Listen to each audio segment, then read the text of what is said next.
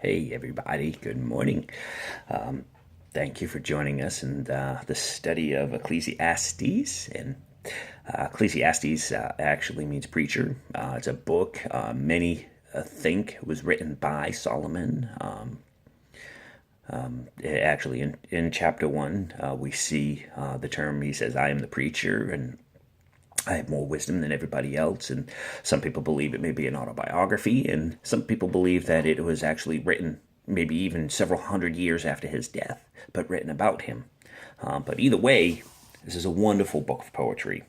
And, and this book tells us, the best that people can be without God.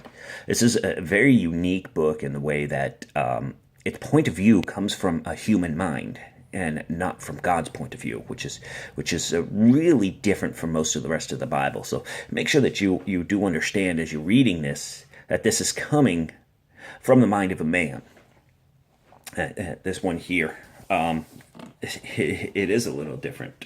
So as we're in here understanding this, and we need to remember that Ecclesiastes only shows us the best that people can do apart from God's gospel of grace.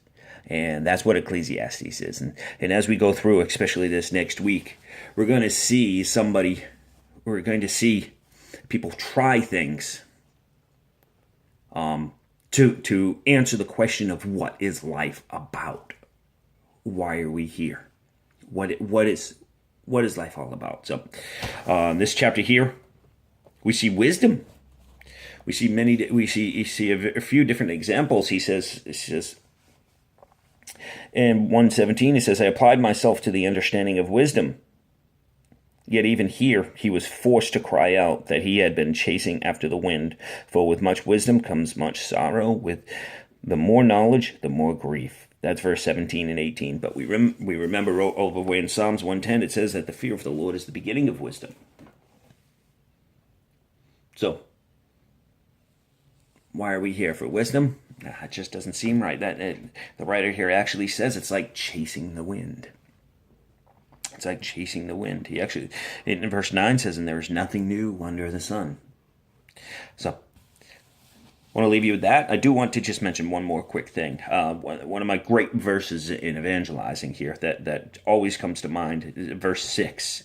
It says, and comes again on the wind whirls about continually and comes again on its circuit. You see, this is written many hundreds of years BC.